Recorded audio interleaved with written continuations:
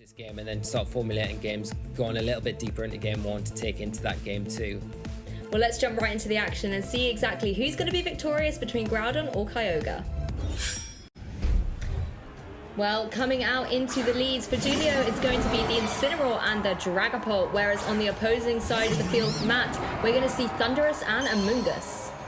Yeah, so some interesting leads here. You know, the one thing that you would say if you were Matt is, does that Thundurus have access to a Dark type attack? Because if it does, it can really put on a lot of pressure, especially to the Dragapult. And because it's caught the Intimidate from that Incineroar on Giulio's side of the field, it has had that Defiant boost, giving it an attack, a +1 attack boost straight away off the bat. The Amoonguss a nice option here as well for Matt, because it gives him the option to redirect, but has to be wary about a potential fake out from the Incineroar that could see fake out, a double up with a max airstream into that slot and remove it quite quickly from this game.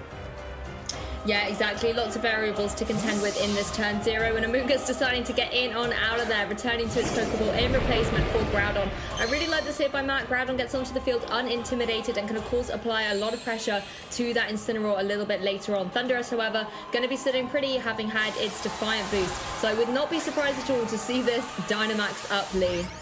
Yeah, it would make a lot of sense to take advantage, especially of the Defiant boost. The one thing to watch out from Giulio's side of the field is whether or not that Dragapult has access to something like Will-O-Wisp that could really hinder its ability to be productive in this match, especially with damage output, because the burn will reduce its attack back down to technically -1.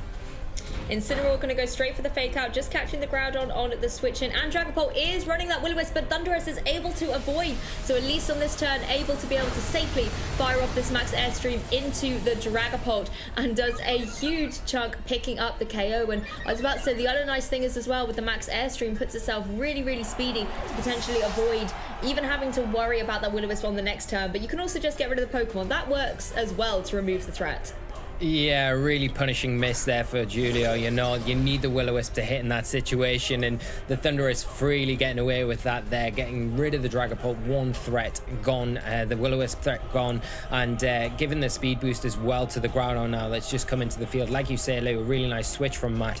Getting in unintimidated is a huge kind of plus for Groudon, so it can start putting a lot of pressure now onto Giulio's side of the field. But the Ferrothorn coming in, you know, is going to be a Pokemon that's going to be able to at least take attacks better than some of the options that Giulio has access to. It's got sky high defense, so you know, if Giulio can maybe utilize it and get around potentially with Leech Seeds and start disrupting that way, it might be a way for it to kind of start making some gains in this match. And of course the Groudons, they cannot Primal Revert in the Series 8, so you don't have to worry about Groudon, you know, getting that fire typing added to it, and also then running those fire type moves. Predominantly we see the Groudons running just, you know, things like Rock Slide and Precipice Blade. So Ferrothorn's having a easier time when coming down against this Pokemon.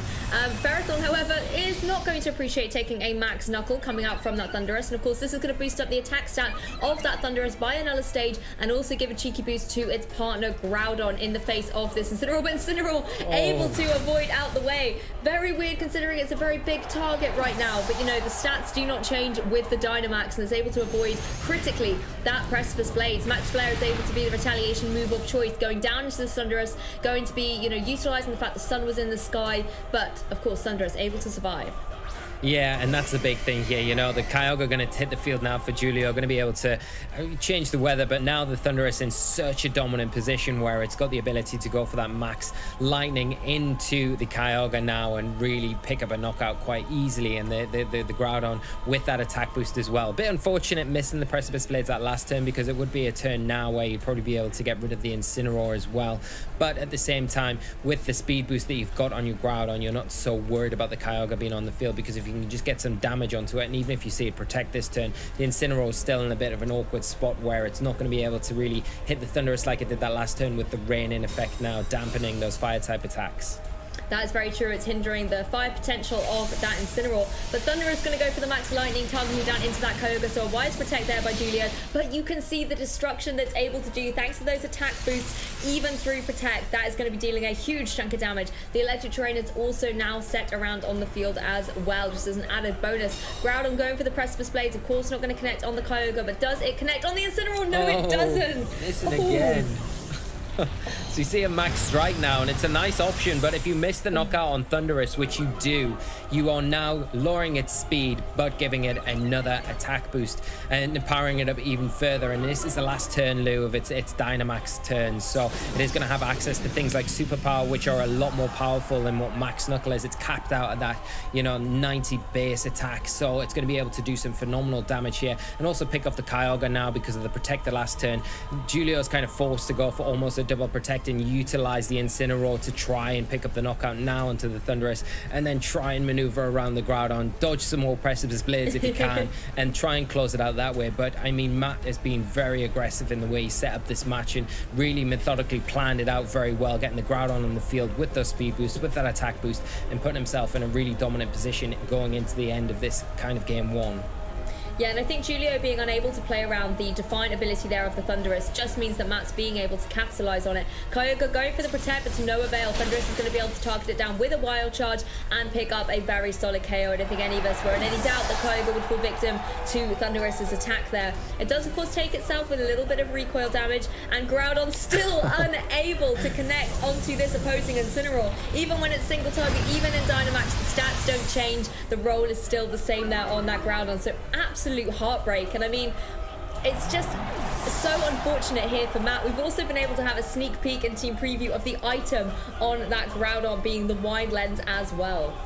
Yeah, I mean, the chances of it missing 3 times in a row are just really phenomenal in itself. Really unfortunate for Matt. He would have been able to close this match up at least a couple of turns ago, but still in a very dominant position going into the end turns here. The Incineroar not really going to have the attack power to deal with the Groudon. It's such a defensive kind of unit of a Pokemon. So all he needs is that one Precipice Blades to hit, but we do see the forfeit, and Giulio taking a bow there with his Incineroar that was only left. But like you said, Lou, earlier, quite fortunately there for Matt, because let's be honest, the Groudon wasn't able to find its mark at all. So let's jump into game 2 and see if maybe Groudon, now that it's had a chance to recuperate after game 1, it's maybe able to find its targets with those Precipice Blades. Giulio going to jump out into the action game 2 here with the Dragapult and the Ferrothorn, whereas it's going to be a similar combination out here. It's going to be the Thunderous and the Amoonguss out there for Matt.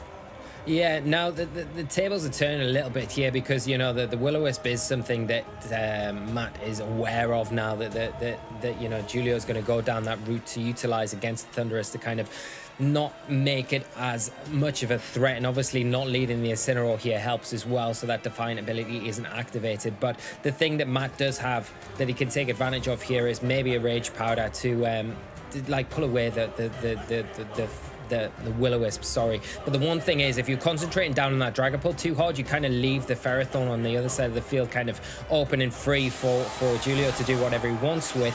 And if it does start to stack up those iron defenses, things get very difficult very quickly for Matt to kind of make a comeback, especially once the Ferrothorn has set up. Yeah, and something we're familiar seeing when Dragapult first sort of jumped into our Pokemon games, the Dynamax Dragapult here up in action. Since the series have evolved, we often see other choices, so it's nice to see it here back in the action here for Giulio. But Matt's also going to be going for a Dynamax choice of their very own, and no surprise to see it's going to be that Thunderous. Once again, the Pokemon that really was so pivotal for him in Game 1, being able to capitalize on those Defiant boosts. Yeah, and I think the big thing for Matt here is to try and avoid the Will-O-Wisp, which he's going to be able to do now with the Dragapult Dynamax, and not going to have the ability to utilize that move. So it makes it a little bit safer, and as we are going to see, the Rage by the redirection from the Amoonguss just going to protect that Thunderous even further here, but an Airstream coming out. Ooh. And you've got to imagine with the Cobble Berry there, the Amoonguss will survive, so it's going to be able to stick around for another turn, but the Thunderous in a position where it has to match that Airstream just to try and keep up with Giulio's side of the field. Yeah, I really like this play here by Matt's Amoonguss here, redirecting in any attack that Dragapult wants to go for. It really does compensate for both options. It knows he has the Cobra Berry, so it can survive that Max Airstream, and if it was the Will-O-Wisp, then that also protects the partner Thunderous there. The Airstream, like you said, Lee, it was critical for Matt to be able to match that. It's exactly what he does, dealing a decent chunk of damage in the process, and just keeping the speed tiers really neutral across both players. But Ferrothorn, we talked about this in team preview, it's going for that iron defense, and this is where things can get a little bit interesting. Ferrothorn known to be able to stack up the iron defense with body press and deal out huge chunks of damage. Yeah, that's the issue here with the +2 defense stat now against the physical attacker like Thunderous and like predominantly everything on Matt's team that we've seen so far. They're all the physical variations except Amoonguss, which can't really hit Ferrothorn anyway. So if you are Julio, you know, going down that route with the Iron Defense, you get a couple of those up, you're going to be in a prime position to really start disrupting what Matt's game plan was that we saw in game 1. Yeah, and Incineroar jumping into the action here for Matt, which I think is needed. Although, obviously, the Ferrothorn is getting up these iron defenses and body press is going to hurt the Incineroar. You need to try and hit it with fire damage as quickly as possible, particularly before Julio has the option to bring in his Kyogre and protect that Ferrothorn even more. Dragapult once again going for that max airstream, boosting up the speed by 1 stage on Julio's side of the field. But Thunderous changing things up and going for that max knuckle, realizing the threat of the Ferrothorn. But you can see the iron defense really paying off here for Julio. It's able to take that really well. But I think the critical thing here is it is boosting up the Incineroar's attack stat as well. And that's going to be well placed to help the Incineroar try and deal with this Ferrothorn.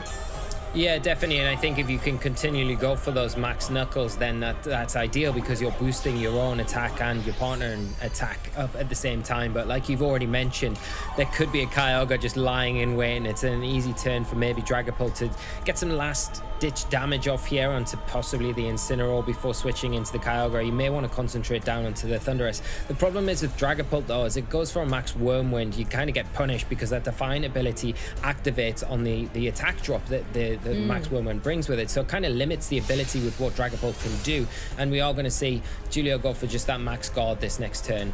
Yeah, Dragapult just taking that step back, going defensively as well as partner Ferrothorn. So Julio just maybe wanted to stall out the last turn here of that Thunderous, but it's going to be another max knuckle, and as it is targeting down into that Ferrothorn, no point targeting a Ghost with that kind of move, is going to be able to connect even through the Protect. And I think critically for Matt, it's not about the damage here, it's about getting that attack boost, and obviously that's being paired onto the Incineroar. Incineroar, you know, looking to be in a good place here. It doesn't have to necessarily worry too much about the pressure of that Dragapult, and again, Incineroar is always well primed to deal with that Dragapult as well if it's got something like Darkest Lariat on there too. Yeah, definitely. But yeah, I think the thing that you're now worrying about if you are Matt is the Kyogre switching in for the Dragapult. It makes more sense to switch your Dragapult out now. Get Kyogre onto the field to protect the Ferrothorn and maybe try and get a body press off into the Incineroar and hope that that's enough to pick up the knockout, because you should be able to take a Flare Blitz in the rain with the Iron Defense kind of already under your belt. It's funny to see a Ferrothorn there on the screen with the +2 speed as well. It's not really going to help it out too much at all, but you know, it might come into play later on this game. The other thing to consider as well, if you're Matt, is trying to get the Sun up onto the field, because if you can do that to further boost Incineroar's attack stat that he's already had those boosts from the 2 max knuckles, then with the Sun on the field present, it's probably enough at this stage to get the Ferrothorn. Now this is where all those speed interactions really do come into play, because the Groudon can switch in and set the Sun, but if Julio maybe went slower, then the Kyogre would be able to override the weather, but that's not what we're seeing here. We actually see the Ferrothorn switch right out. Incineroar decides to come in and throw down and Intimidate against that opposing Incineroar, and also on the Groudon that also catches the Will-O-Wisp. So great targeting here by Julio, being able to really apply pressure to this Groudon, essentially render it useless, burn and intimidated. Incineroar, however, on that side is going to take advantage of that Sun and target down into the Incineroar. Does a decent chunk of damage despite not being very effective, but I am sure Matt would have much rather that hit the Ferrothorn.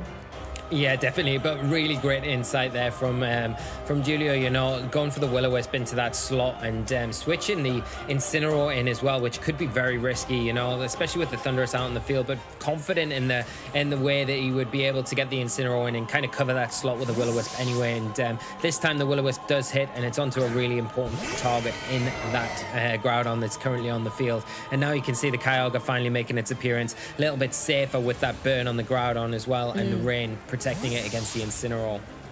Yeah, the Kyogre coming in here just to apply some pressure to the sort of 2 fire types there that Matt has, because if you're able to try and remove that Incineroar, then your Ferrothorn's even going to have a better time of things. Fake Out going to find its mark there onto the opposing Amoonguss as Groudon goes for a Precipice Blades.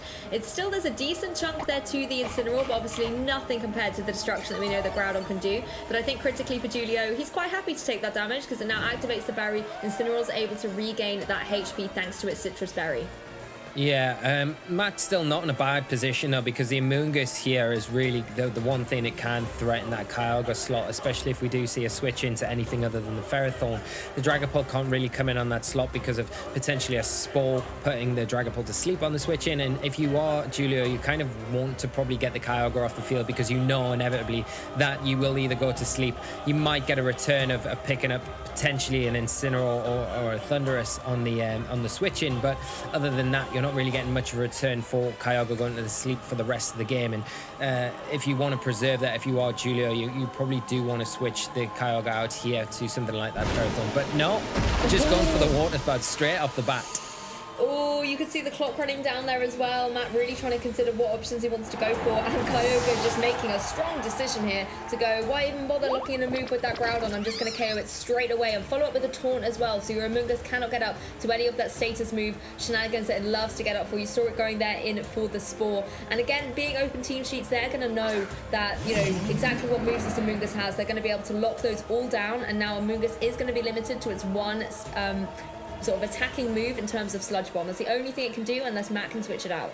Yeah, so Julio's play there makes a lot more sense, knowing that you've got the taunt to kind of support your Kyogre. So, you know, the only threat really on the field at that present time was the Spore from the Amoonguss. Being able to kind of lock that out with the taunt makes sense, and then you can remove the Groudon here. It does allow Matt to get the Thundurus onto the field, which is definitely going to threaten that Kyogre a lot more than what the Groudon was that previous turn. But now it's kind of up to Julio to try and get maybe the Dragapult back onto the field to utilize that Will-O-Wisp once again before Thundurus is able to act on that Kyogre. Exactly, we've seen another switch here as well with Dragapult joining the field, and I think Amoonguss wants to make use of its Regenerator ability, switching out, obviously resetting that taunt as well, but also regaining any HP there, so it's a little bit healthier when it's able to rejoin. Incineroar joining the field here, mainly to pressure that opposing Dragapult with something like a Darkest Lariat, and Kyogre going to go for a Protect, so Incineroar getting in quite freely here, managing to avoid any Water-type attacks. Thundurus also going for the Superpower into the Kyogre Protect. That means it was pretty much a turn of switches. Yeah, and you can see there that Matt may be predicting maybe a Ferrothorn switching for the Kyogre because of the threat of Wild Charge there. But the Dragapult now putting on a lot of pressure onto the Thundurus, and you can see Matt not wanting to toy around with the potential burn here, switching in the Amoonguss again for that Dragapult threat of the Will-O-Wisp. And I like this here, bringing out the Kyogre. It just means that you can reset... I'm sorry, you don't even have to reset the weather, but it just means that you're able to have it to switch in a little bit later to maybe take any Fire-type moves from that opposing Incineroar. Incineroar is going to be taking a little bit of damage from the Iron Barbs, and it's enough for it to be able to munch on its berry, the Citrus Berry, regaining its HP a little bit there, as Dragapult does go for the Will-O-Wisp. So really great switch here, actually. Amoonguss going to be able to not worry too much about taking this burn, particularly if it is to save its partner Pokemon here. So again, a few switches, a few bits of kind of items being utilized here a little bit more, but I think these last couple of turns, this is where things are really going to up in terms of the aggressive nature of play. Yeah, and you can really see here how important the Dragapult is to kind of Julio's game plan in general, and losing it in that game one, how really bad that turned out for him. You know, you can see the utility of it in this game in particular, where it can come in, it can pressure the Thundurus and kind of stop it from being able to gain the momentum. And now with the rain up, with the Groudon gone, the Ferrothorn's in a great position to just start getting those iron defenses back up onto the field. And once you've got at least one of those, especially with the rain support, you're not really worrying too much about the Incineroars. But again, you've got to worry about potentially Thundurus coming back onto the field, and can you pivot your own Incineroar onto the field as well, because that's going to be the one thing that you're going to look to really deal with it, the Amoonguss. But the Defiant ability on the Thundurus, whenever Matt brings it in, does kind of put you off being able to utilize that. Yeah, that's true. Thundurus really hoping to catch and Intimidate, but instead it's going to catch a Leech Seed here, so it's going to have its health dwindled away by this opposing Ferrothorn. And, you know, Kyogre's in the back here for Julio, and actually when you're looking, Julio's got a pretty healthy band of Pokemon there, able to give him the flexibility to pivot around his Pokemon and see exactly what he needs to kind of shut down the strategy from Matt. Yeah, and I think one thing that you can do here is if you are Matt, you could potentially Rage Powder away the Phantom Force, or even go for a Spore into the Dragapult slot. We are just seeing him actually preserve that Amoonguss for later on and get the Incineroar onto the field, get an Intimidate onto the Ferrothorn, which is going to help if it's got any attacking options other than that Body Press. Yeah, exactly. Incineroar going to join the field, but will take that Phantom Force. Going to be able to cope with it pretty well, and then again can apply pressure to this Ferrothorn going forward. Thunderous, however, able to catch the Dragapult with a crunch. A really unique choice to have on the Dragapult, but perfect for this situation. It knows that the Dragapult is, you know, locked into that Phantom Force. It is going to appear back on the field, and it can pick up that KO as soon as it does. Ferrothorn, however, sitting pretty again to be able to go for that Iron defense, boost up the defenses, and it's also got that cheeky Leech Seed onto the Thunderous as well. And Guilio has the option to bring that Kyogre in and kind of help Ferrothorn a little bit more by negating the damage of those Fire-type attacks that Incineroar is capable of. Yeah, now with that Iron defense, it really does get very difficult because Matt this time around doesn't have the ability to use Max Knuckle to boost its attacks anymore, and I'm sure that Guilio is not going to be bringing in the Incineroar anytime soon. Just biding your time with the Kyogre and the Ferrothorn out on the field really is what you need to do. Thunderous is still something that you need to be a bit concerned about because, of course, it can really hit the Kyogre for very super effective damage. A Wild Charge is probably going to be very close, if not a knockout. So you can't be too careless if you're Guilio, but the end game here is with that Ferrothorn, and you've got to really try and get rid of it as soon as possible because another Iron defense, and that is going to be game. It's going to be too difficult to really deal with after that point. Yes, and you know, you just have to make sure you've got a way to get around this Ferrothorn, but it can be so difficult. The parting shot here coming out, going to be able to allow the Incineroar to pivot out again, bring that Intimidate and potentially fake out as well later on. But I think you're right here, Lee. You know, Matt doesn't have the capabilities at the moment to be able to stop this Ferrothorn in its tracks. It's getting its Iron defenses up. It's got the rain on the field there. It's sitting in a great position to start going for those body presses, and that's exactly what it's locked into here, targeting down into that Amoonguss. You know, not going to be very effective, of course, and Amoonguss going to take its little bit of recoil here, but the more you can chip away at these Pokemon, sometimes that's all you need to be able to close out the game. Yeah, and that's the thing, you know, you can, if you're Matt here, you can concentrate down on the Kyogre slot with your Thunderous, but then again, you're leaving the Ferrothorn kind of free to do what it wants, and that's the problem, you know. If you concentrate down on the Ferrothorn with the Thunderous, then you're leaving the Kyogre to attack, and yeah, it's a vicious circle, and it gets very difficult. You're going to see the Incineroar here switch in for Guilio and get the Intimidate off, but also activate that Defiant ability on the Thunderous. That's the thing, it's like who to choose. Do I target the Ferrothorn? Do I target the Kyogre? So many options here, but of course Matt's going to be pretty happy that the Intimidate has come in. Thunder is now able to go for a Wild Charge. Not enough to pick up a KO on the Incineroar, but we know that is certainly going to be a threat for Kyogre if it is returning to the field.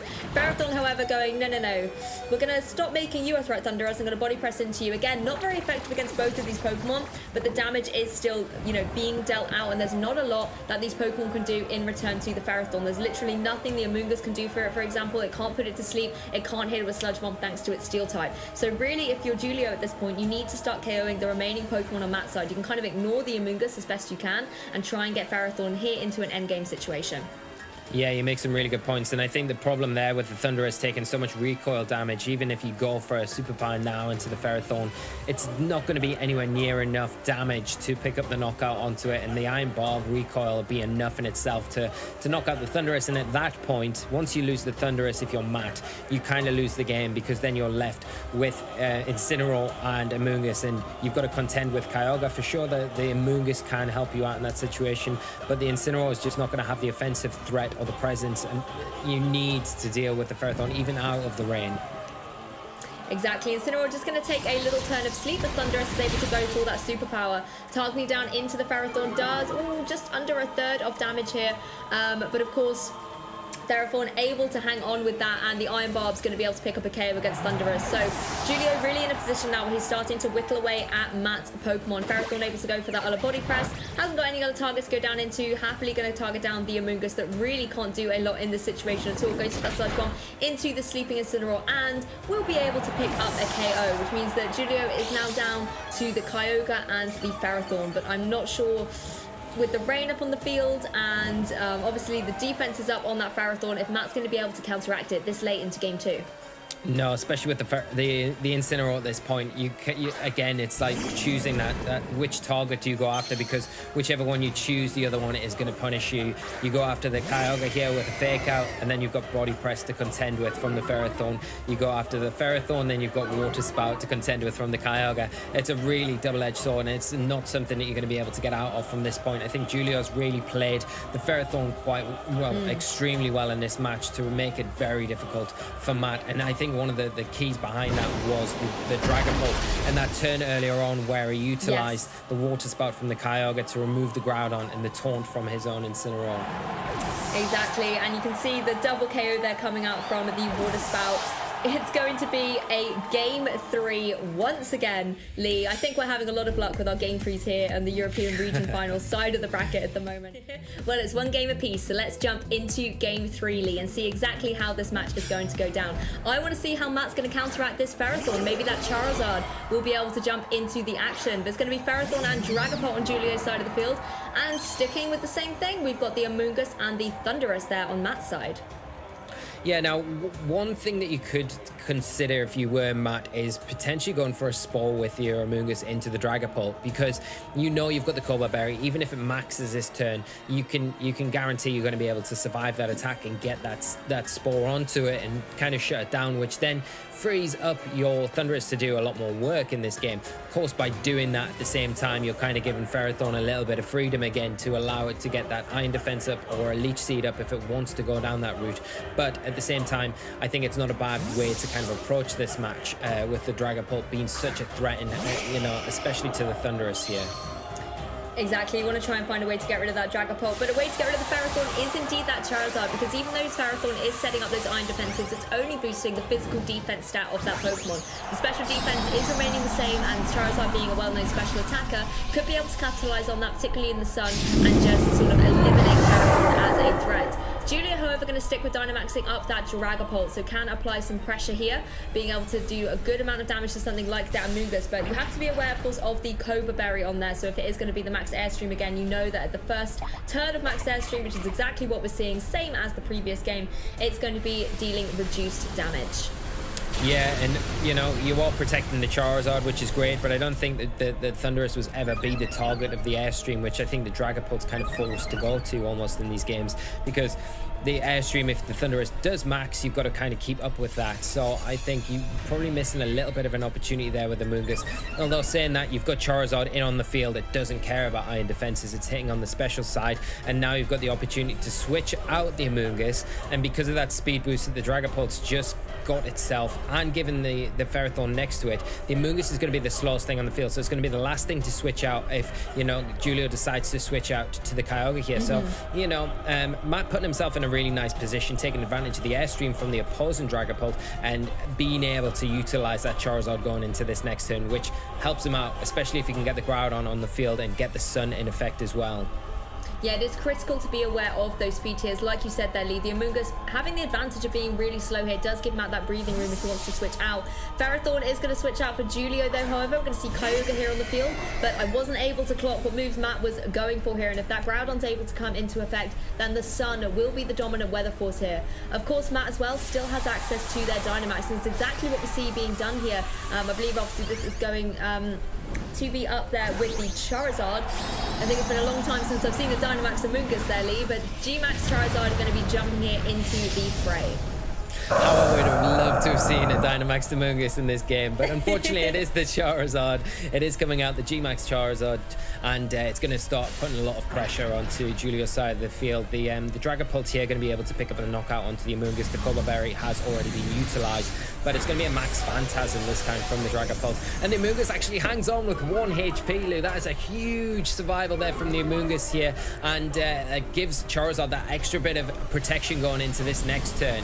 Oh, what a good little mushroom, and a speedy mushroom to boot now. It's going to get a speed boost of its very own going down into that Kyogre. Does a huge chunk of damage, and I do actually like this play here by Matt. I was a bit like, oh, bring in the Groudon, that'd be amazing to see the Sun, but Charizard's actually been able to get the speed boost up on Matt's side of the field, and with Kyogre being already on the field, it gives Matt the security he needs to switch out that Amoonguss regardless of its speed tier here, and is able to bring it into play so that the Sun is going to be on the field to help with that Charizard.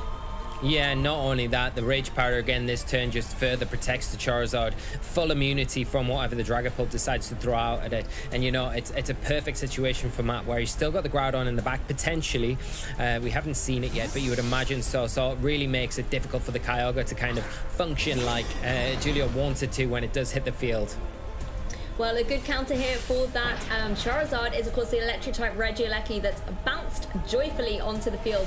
Amoonguss going to go for that Rage Powder. The Max Airstream going to come down and connect onto that 1 HP. Is going to be more than enough to make it retreat down into its Pokeball. But I think Amoonguss really did its job there. And with the critical hit as well, you know, doesn't quite need that amount of power, but, you know, just a little bit of styling coming out from the Dragapult. But I think the thing from that Amoonguss is it was able to survive on that 1 HP. It allowed it to have redirection on this turn, further supporting this Charizard, enabling it to be able to go for another Max Airstream. Particularly with the Regieleki on the field, you want as much speed on your side as you can get.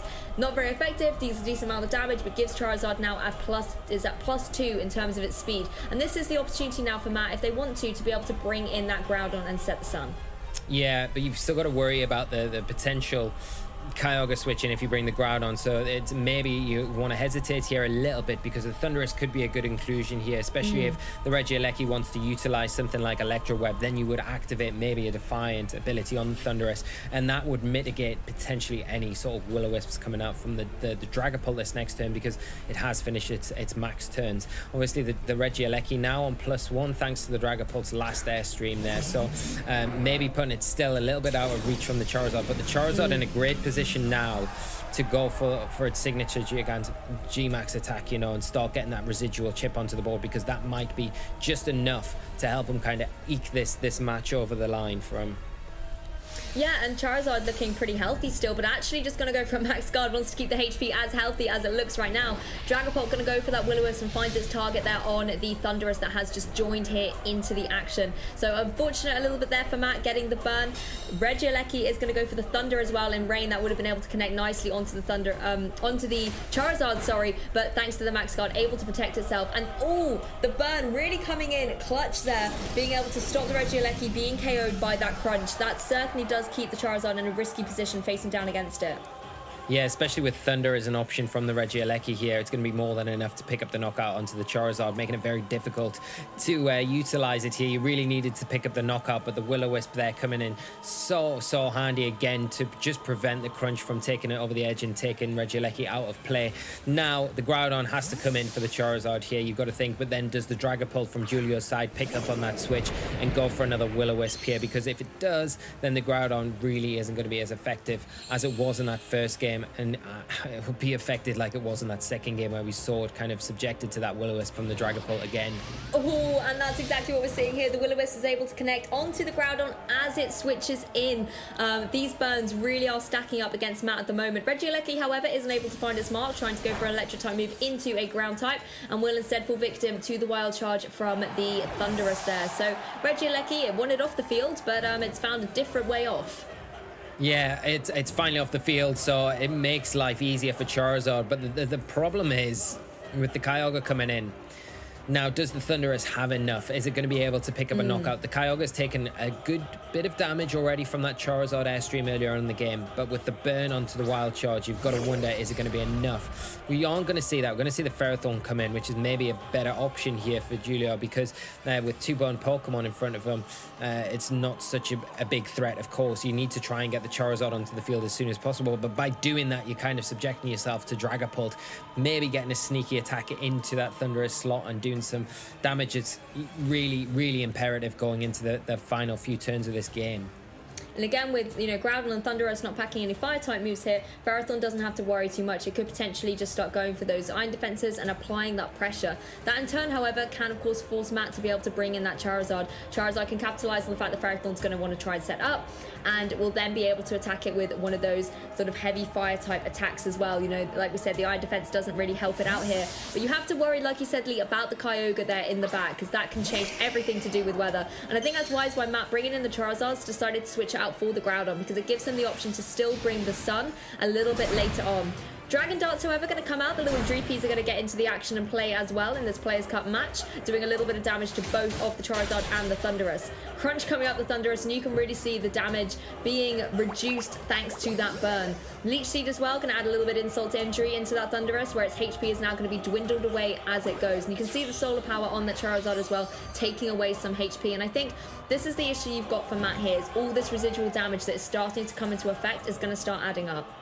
Yeah, it's just chipping away, and it feels like the Charizard's probably in range to be knocked out by another Dragon Dart here from the Dragapult. And You know, you can switch in the Groudon again for the Charizard to preserve it for later for that Ferrothorn, but by doing so, you're kind of back in that sim situation where you're kind of facing down a potential Kyogre switching at any point, and that's really what makes it difficult. Now you've taken a lot of damage on your Charizard, you're kind of restricted in the amount of times you can switch back in and focus so freely as well. And the Thundurus, because of the burn, it's just not doing the damage that you needed to onto the Dragapult, and Dragapult kind of in its element here, being able to just really disrupt Matt's side of the field and kind of dictate and play almost with what it's able to do. Well, Dragapult going for those Dragon Darts once again, going to be able to connect and do a little bit of damage to the Groudon, and critically onto that Thundurus to be able to pick up the KO, meaning Matt is going to be down to his last 2 remaining Pokemon. We're going to see the Charizard jump back into the fray, and that of course pins Matt down into an awkward corner because the sun will be up. Sure, Charizard will be happy right up until the Kyogre is able to switch on Julio's side and set the rain. Yeah, and the weather war has been won here. Julio's got the option now, like you say, to switch in that Kyogre at any point it wants to override the sun. The Groudon not really a threat because of the burn, and the Ferrothorn in a great spot. But also at the same time, the Dragapult, you might want to just protect Ferrothorn here, utilize Dragapult here to get rid of the Charizard for a turn, and then just seal things up with a Kyogre switch in to the Groudon after the Charizard has been taken care of. Dragapult going for that Phantom Force so it can dodge out of the way of this Heat Wave, but Heat Wave is able to find its mark on that Ferrothorn, and as you can see, it does a solid one-hit KO there, removes it straight away from the field. We didn't see Kyogre switching in at this point. The Dragapult was just here to dodge out of the way, and of course is going to be able to avoid those Precipice Blades. So Groudon, I think, is still struggling, even though it's a slightly different way here, Lee. It's able to not hit another Precipice Blades, unlike Game 1 where it just couldn't connect. Yeah, it's got the ghostly spirit of Dragapult to blame this time, disappearing off the field, slinking away off the field, dodging those Precipice Blades. But like we saw earlier in the game, you know, the Dragapult, even if it doesn't knock out the Charizard here, the Groudon's slower than the Kyogre, so the Kyogre going to make easy work, and you would imagine the Phantom Force going into that Charizard slot. And that's exactly what we see. Charizard is going to be able to be KO'd by that Dragapult, which leaves Groudon here to face down against the last 2 remaining Pokemon of Julio. But Kyogre's able to get in one step ahead with that powerful Water Spout, pick up the KO, and mean that Julio is able to win this match and remain in the tournament, taking Game 3 in this set. Yeah, what a phenomenal game. Really backwards and forwards then, especially after how Matt came out in Game 1 and kind of dominated. It really took the game to Julio. What a way for Julio to kind of adapt and come back. And you know, the thing is with Julio was in that Game 1, we identified that the Will-O-Wisp was so pivotal. After that, the Dragapult was able to land those